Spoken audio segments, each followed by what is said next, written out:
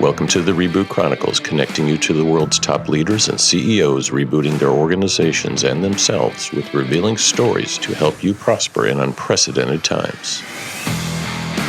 I'm your host, Dean DeBias, and as a serial CEO who's led dozens of companies that created thousands of jobs and billions in revenue, my passion is uncovering powerful lessons that can inspire you to reboot your organization, your career, and your life. Listen and subscribe wherever you get podcasts or at rebootchronicles.com. I'd like to welcome a friend and colleague, Harry Kraemer, to the Reboot Chronicles. Harry is a clinical professor of leadership at Northwestern University's Kellogg School of Management, where I met him over a decade ago, I think, when I started teaching there. He's a sought-after board member of many companies. Harry is also an executive partner at PE Group Madison Dearborn, and he was chairman and CEO of Baxter, which he rebooted into a $12 billion healthcare company. An amazing leader, Forbes contributor, and author, Harry has written 4 leadership bestsellers, including Values to Action, 4 Principles of Value-Based Leadership. We'll get into that. As you can imagine, Harry is a very popular professor here at Kellogg and a great family man. He and his wife, Julie, raised 5 amazing kids. And I've lost track, Harry, how many grandkids you have, but it's great to see you. Great to see you, Dean. Always good. Yeah, it's looking good there in Chicago. I just loved your blend of, as a serial CEO myself and a couple turnarounds. This stuff's not easy, but I just love the way you blend strategic direction and organizational culture and very revolutionary ways to kind of reboot companies, whether you're advising them or running them. And your book, I think it was the one I'm thinking of was Values-Based Legacy. Kind of making a difference at every age really struck me because we're all at different phases in life. You and I aren't in our first jobs anymore, and it just goes to the core of what we talk about here. It's like rebooting yourself, rebooting your career, rebooting your company, rebooting your industry. And how does that work? I mean, what's the main message in that book, especially someone who's had a lot of longevity? And it's like we all want like personal happiness and growth and, all the benefits. But how does value-based legacy make a difference, over your lifetime? Yeah. Well, first of all, Dean, always great getting together with you. And I kind of view it as, hey, we're very blessed. We've done very well. Is it all about us, or what difference do we want to make at every stage in our life? Is it all about success? Is it significance? You'll hear this comment of, are you focused just on your resume or your eulogy, your legacy? And what do you? We're here for a blink of an eye. I mean, you and I guess now we're almost 40 years old already. Okay, but the reality is we're not going to be around here forever. And what really matters? What difference do you want to make? And a lot of it comes down to those questions that I ask folks, leaders, CEOs of what are your values? What's your purpose? What really matters the short time you're here? And I think taking a little bit of time to think about that, and it's funny, Dean, because I know you were also a great professor at Kellogg as well. It's sort of interesting. I'll always say to people, let's look at all the issues in the world. Global poverty, digital divide, the environment. Well, who's going to deal with all these issues? And I always talk about this famous group of people, Dean, called those guys. No, we are those guys. And I mean, if we're not those guys, if we're not the men or women who's going to do something about it, who the heck is? Yeah, and most of the books, they focus on skills. Like, you got to develop these skills and be a leader, and here's what it takes to be a leader. And I just like how you flipped the script. That's probably what made you so successful in your own right. I mean, you got thrown into, the Baxter CEO job. You probably weren't ready and qualified, but you had a good grounding. Yeah. No, Dean, it's sort of interesting, as you well know, when you're younger. I said you were qualified, don't take that personally. I wasn't either. My first CEO job, I wasn't. You know what? I don't think I ever was. But I'll tell you, Mr. Graham, who was the founder of Baxter, an amazing guy, and this is one maybe for your audience, an amazing guy. He literally, when I was the CFO, you'll appreciate this, he sat me down and he said, most people, Dean, before they get promoted, they need to know everything about that next job. And you've just become the CFO. I'm looking at 5 or 6 guys to become the next CEO. You're one of them. But, if you need to know everything about being the CEO before you got in the job, how long would it take you? I said, Mr. Graham, I only know about half of this job. I'll figure it out. I don't know. He said, well, I do know. I've been watching you now for 6 months. In your case, if you needed to know everything, you'd be about 185 years old. But he said, I got great news for you. He said, and this is true, Dean, I think with your experience, I appreciate this. He said, Harry, any job you're in the rest of your life, doesn't matter, profession, whatever, there's only 2 things you have to know. I said, Mr. Graham, what's that? He said, the first thing you have to know, what are your blessings? What are your gifts? is, what are you really good at? That's the first thing you have to know. And Harry, there's only one other thing you have to know, is who knows what you don't know. I said, Mr. Graham, this is going to work out perfect. I got about 50 guys who know what I don't know. And I'm willing to admit that I don't know because they already know I don't know. This is going to work out pretty good. It really helped me get in these jobs when I was very young, because as you well know, Dean, it's not about you. It's not about me. Yeah. Are you creating an environment that everybody wants to work for you? Yeah, they all talk about leadership and team, but I like yours. Who knows what I don't know? I love that. Yeah. We got a whole room of them. It's like a whole conference probably full of people. So what makes the best leaders? What have you what have you narrowed it down to after all these years of wisdom? Yeah. Well, wisdom, I don't know if I go that far, but Dean, I've actually taken the time in my classes and my writing to realize that there's sort of four things I really get people to focus on. Self-reflection, i.e. being self-aware, having a balanced perspective, true self-confidence, and genuine humility. And they're in that order. And as you said, we can talk about all the things we're going to do and motivate and lead, but this whole idea of self-reflection, balance, true self-confidence, genuine humility, I say, if you can make progress on those four dimensions, Dean, I think you can lead just about anything. I love how confidence and humility, if I had to put those on a Kellogg square, those are juxtaposed. Those don't always complement each other. They actually compete with each other, which gets to the balance part, I'm sure. Exactly. What else is important with balance? It's like, how do you what's your advice to CEOs today trying to run companies? They're trying to get people to work together, work as teams. And, as societies, we're not necessarily all aligned. Like, this isn't like the 50s and 60s where we're post-wars, like, let's go get this thing. It's everyone's got a different agenda these days. It's not even like the 80s or 90s or early 2000s. No, it's the way I think about it, Dean, honestly, is up until fairly recently, you have a view and I have a view. I respect you. I like you. I may have a different view. But what we've ended up with now is this situation where, with social media and the left and the right and echo chambers, now when I sit down with you, and if you can be wherever you want to be, but if you're on the right and I'm on the left and 100% of everything I hear is consistent with what I want to hear, now I sit down, it's like, how the hell could Dean believe that? Where is he coming from? And the way the solution that I'm very focused on with CEOs and senior people is this idea of a balanced perspective. That is, you take the time, Dean, to understand multiple perspectives. Or I love to quote, I believe it's St. Francis, I seek to understand before I'm understood. If I'm having a discussion with you, Dean, I will try not to say, I don't understand. Because in a way that's sort of ignorant. If I take the time to understand, then I can decide, do I agree or disagree? Right? And I don't know if you've noticed it, Dean, but that's what happens when you're teaching. Yeah. Think of the number of times you're in a meeting. This happened to me at a board meeting last week. When people say, well, I don't understand, they don't usually want to understand. They're letting you know they disagree. So I'm at a board meeting last week, and this guy named Tony says, well, Harry, I don't understand where you're coming from. I said, Tony, would you like to understand? Because if you'd like to understand, I'm happy to explain it to you. And if you want to disagree, fine, but don't be ignorant. Don't be ignorant. And the solution, I think, Dean, with your experience, you know this as well as I'm telling people, hey, guess what? If you want to watch Fox, super. You better watch a little CNN. You want to read the New York Times? You better read The Economist, the Financial Times, and maybe the Wall Street Journal. And then you can look at this whole morass and then say to yourself, what do I believe? But you'll minimize the number of times you'll say, I don't understand. And watch a little C-SPAN in there too. Yeah, exactly. And BBC if you can get the right programs on. But exactly. So values-based leadership. You're teaching Kellogg students. I find Kellogg students very impressionable. They're not too old yet, and they'll learn. But how do you balance self-reflection, confidence, humility? Are those always teachable? I mean, are some people just forget it? You really weren't meant to lead this thing, but you're a valuable asset, and maybe because those are skills I'd like all of my employees to have those four things too. Well, I think we want everybody to have it. And the way I look at it is, people will say to me, "Hey, this leadership thing on all dimensions, is it innate? Is it learned? Is it you're born, developed?" I always say, well, first of all, I hope you can learn number 12 because that's what I do for a living. Okay, I hope so. But I actually kind of came to the conclusion, Dean. Tell me if this makes sense. I think everybody can improve. Everybody has what I call a total level of full achievement. Now, yours may be here. somebody else may be here, but how do you help people grow? And I'll be honest with you, I think it really, really, truly does start with this whole self-reflection.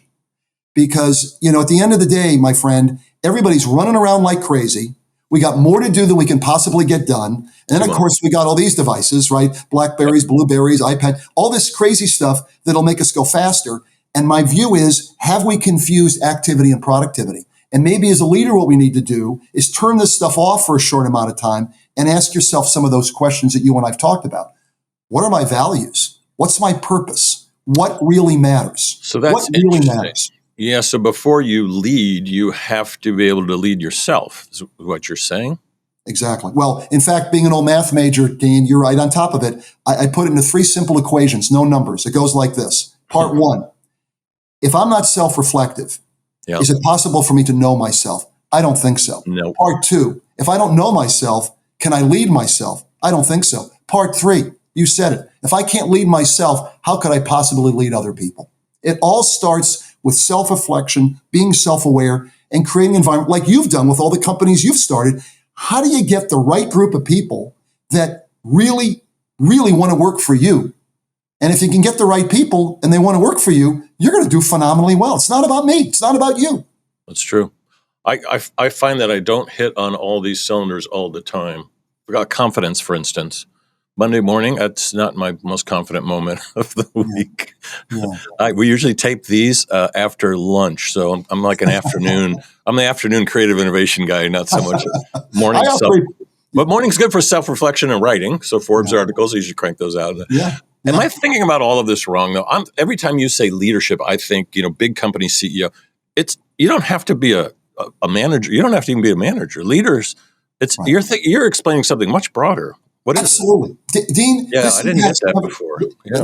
Dean, it's funny you mention this. You're right on. The way I think about it is leadership has nothing to do with titles and organizational reports. And whether there's 3 words, my entire model, so I never have to use slides. 3 words, leadership, influence, relate. Because at the end of the day, if I can relate to you, Dean, if I can relate to you as another human being, regardless of race, gender, age, nationality, whatever, if I can relate to you, then maybe I can influence. If I can influence, I can lead.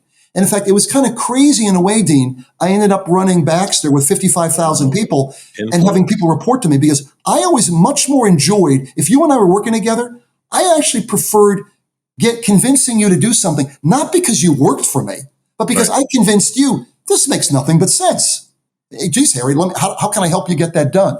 And so you're right. This involves people that are in high school, kids. I mean, your ability to relate, influence, and lead.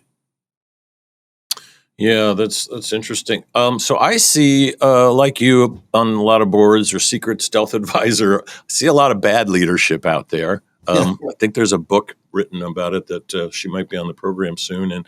And I've seen a lot of accidental CEOs. They shouldn't really be CEOs. Whatever. They grew up maybe in finance, so they're actually good with the numbers. But yeah, what do you think is the biggest challenge to, let's just say the Global 2000, the big dogs out there, in terms of, running a company these days? Honestly, it comes back to something we've said. I think first of all, to your point, there's a lot of people that are in leadership positions that are clearly not leaders. I mean, let's not mention names, Dean, but you and I have worked for some people. And I think of some people I've worked for. I have a list here, but it's okay. Well, I got several lists, right? It's sort of like, I look at some of the people and I ask myself, what happened to these people? I mean, and then I'll say to myself, Dean, did they have the wrong parents? I mean, something went terribly wrong with these people, okay? That's true. So you got that problem. And the other problem, Dean, you've lived it and you know, at the end of the day, one of the reasons you need to be self-aware and have true self-confidence is that you and I know people are going to come up to me and they're going to start saying it to me, Harry, you're amazing. You're remarkable. Well, here's the deal. If you start to believe it, it's all over. Because if it's leadership, influence, relate, Dean, most people do not relate well to egomaniacs. No. Most people don't relate well to people where it's all about them. And I think keeping your ego in place, realizing, wait a minute, every single person matters, has an enormous impact, I think, on how successful you're going to be.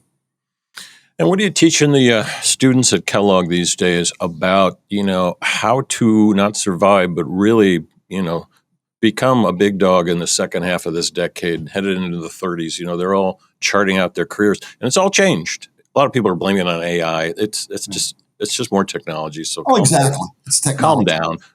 But seriously, everything is shifting so much. A lot of the top 10 schools, they always go into consulting. Well, that game is changing. And yes, how are you not just teaching, but what are you telling these students about how to plan out their life?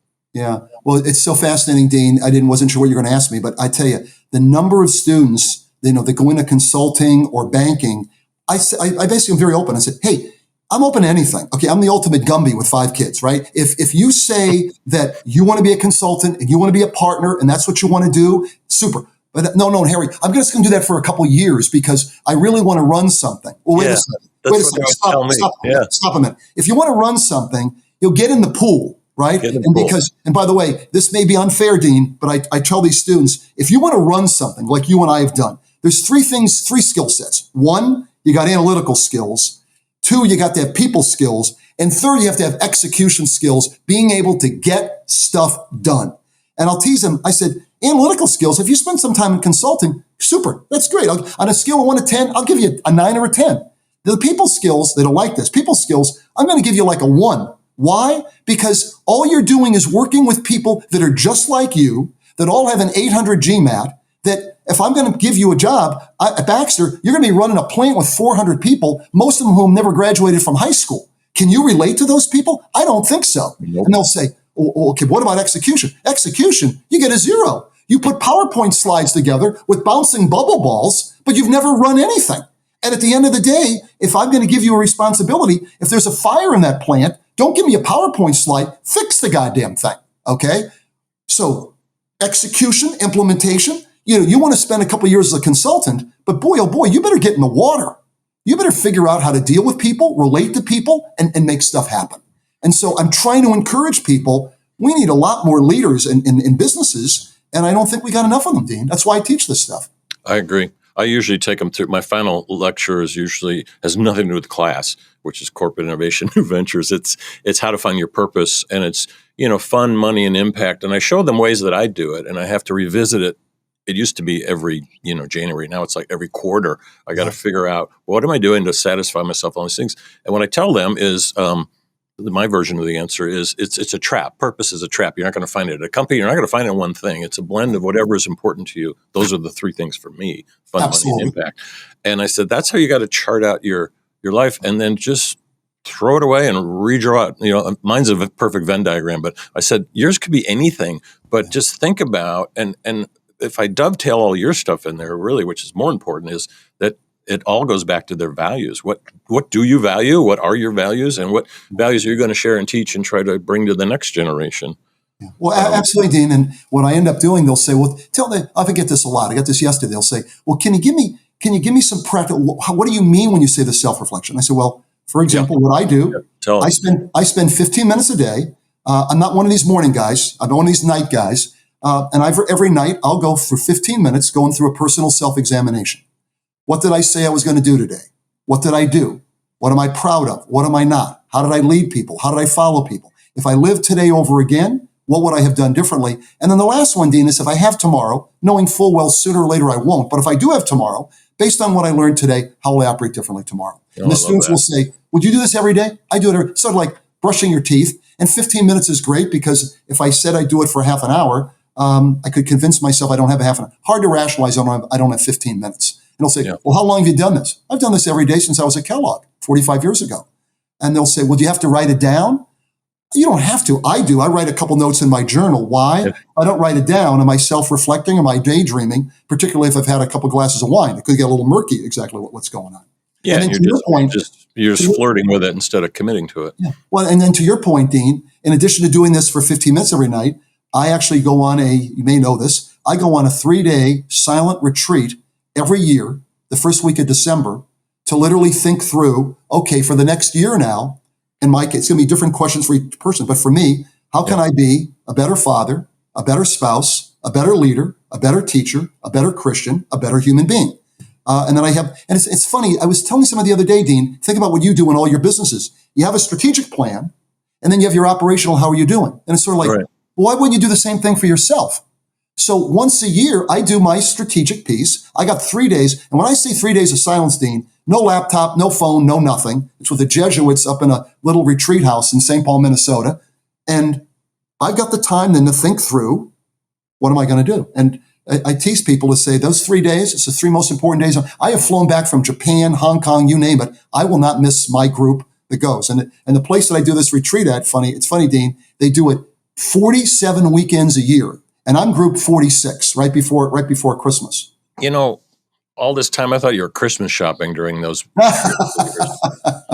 So are you guided or is it by yourself? You on your own? So interesting. It's a little bit of both. I would need some guiding myself. Yeah, well, but basically what they'll do is every 3 hours the bell will ring, and you'll go into the chapel, and the Jesuit is the only person talking. They'll give you something to think about. That, for example, they'll say, "Hey, Dean, you're flying home, plane crashes. What would you have liked to have said to your significant other?" Now, you and I do that for 15 minutes.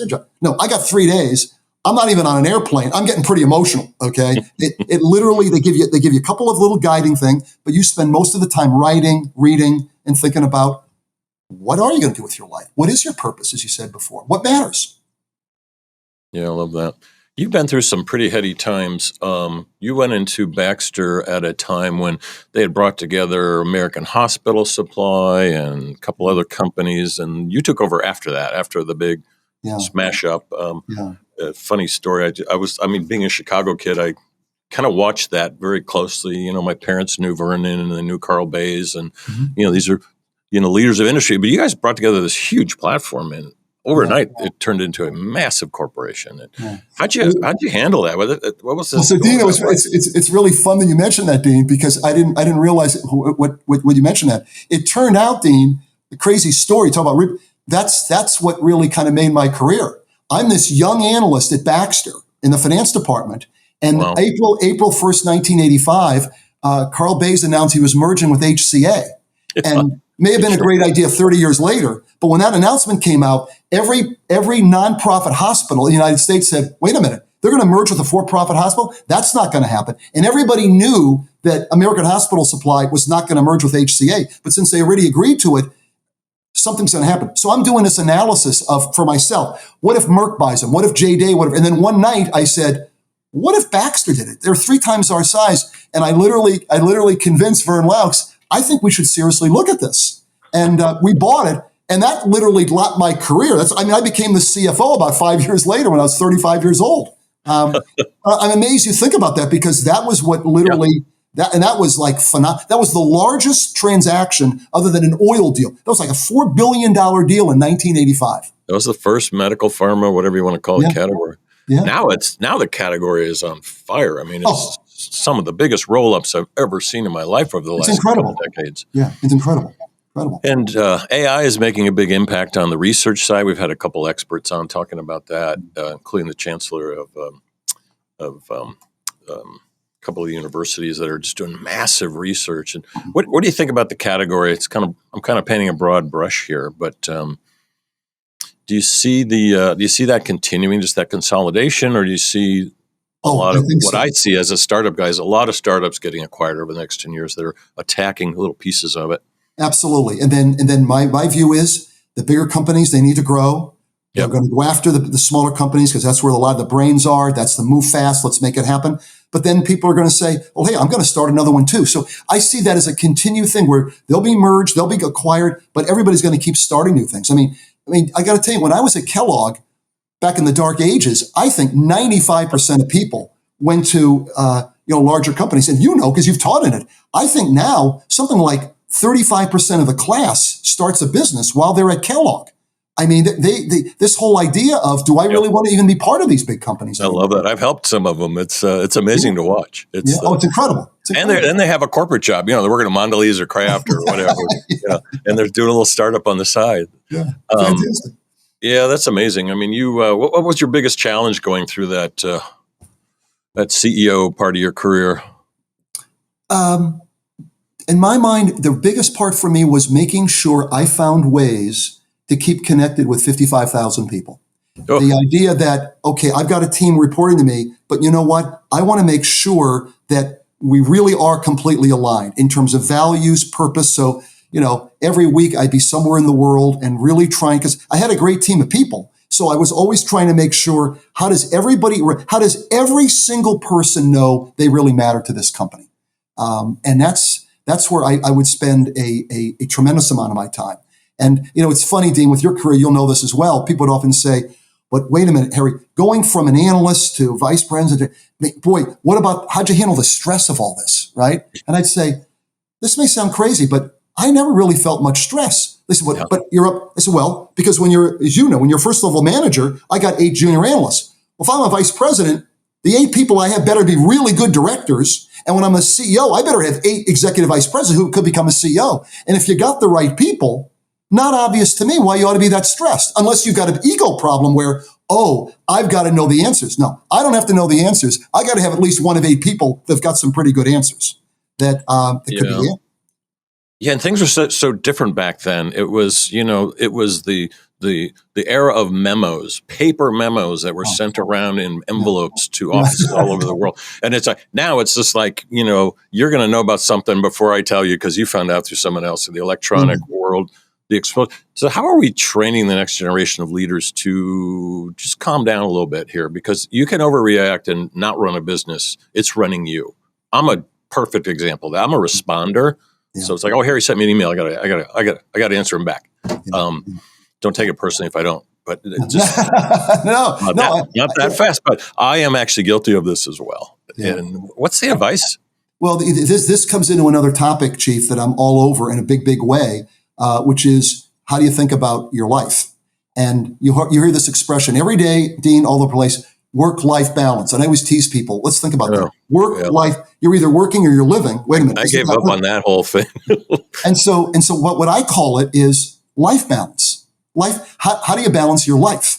And when I was writing the book, You're 168, which, by the way, Dean, only 1 out of 20 people know why 168 is the world's most important number. Only about 1 out of 20 people. Okay? Tell them. Well, geez, Harry, what could give me a hint? When you're working real hard, Joe, real hard, how hard are you working? 24/7. Okay, I was a math major. Multiply it out, carry the 2, you usually get 168. So I explain to people all the time, everybody's got 168 hours. That's what you got. So, all right, how much, and what are you going to do, when, and how? And I'm trying to get people to realize you got that amount of time. And it's interesting. People will say, if I say to you, hey, Dean, you want to have lunch next week? People say, well, I don't have the time. No, let me help you out. You got 168 hours. Now, if I'm not a priority, that's okay, but you got 168 hours. And people say, I don't have enough time. Well, guess what? How much television do you watch? The average American does 6 hours of social media, okay? 6 times 7, that's 42 hours. You only got 168. What are you going to do and what are you not going to do? Right. And it's interesting. You'll appreciate this, my friend. Think of the number of people you and I know that'll say, Harry, I'm having trouble balancing my life. Well, my observation, most people that are having trouble balancing their life haven't been self-reflective enough to figure out what they're trying to balance. So you're purposing. If you haven't figured out what really matters, how could you possibly balance it, right? And so there's this little exercise I go through where I interviewed 300 people, Dean, and some people said, I'm trying to balance, I got 3 buckets or 10 buckets. It turns out there's an amazing normal distribution related to 6, okay? Your career, family, faith, health, fun, making a difference. And I'll say, do you know where you're spending your time? And do you know why you're spending your time, what you're doing? And by the way, the students will jump all over me. Well, how did you manage that with 5 kids? How did you? I said, well, you have to figure out, what are you going to stop doing? And one example was, Julie told me, I got most advice from her, Harry, this is 40 years ago. We ought to stop watching television. I said, wait a minute, but I need the news. Harry, by the time you read all the publications you and I talked about before, the only thing I didn't know was Jojo the giraffe escaped from the zoo. I mean, we already knew it all. So I haven't watched television for 40 years. You'll appreciate this, Dean. The one student will always jump in and say, wait a minute, if you watch no television, what about sports? What about sports? To which I'll say, I answer with an answer rather than a question rather than an answer. I'll say, all right, Bill, are you going to exercise? Are you going to watch other people exercise? It's just a question.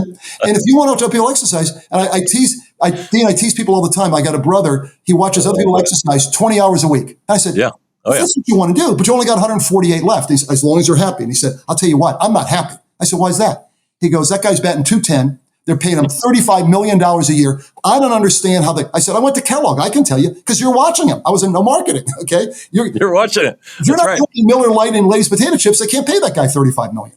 So this whole idea, Dean, of Do you know where you're spending your time? What are you going to do and what are you not going to do? Yeah, we don't. Most don't. Yeah. I only watch TV when I'm cooking now. There you I go. don't cook that much, so I don't watch it. But I got to be doing something else in the kitchen, and maybe I'm watching the news. Oh boy, great stories. What was your biggest? Boy, you've had so many, but challenge personally. What's been your biggest personal reboot along the way?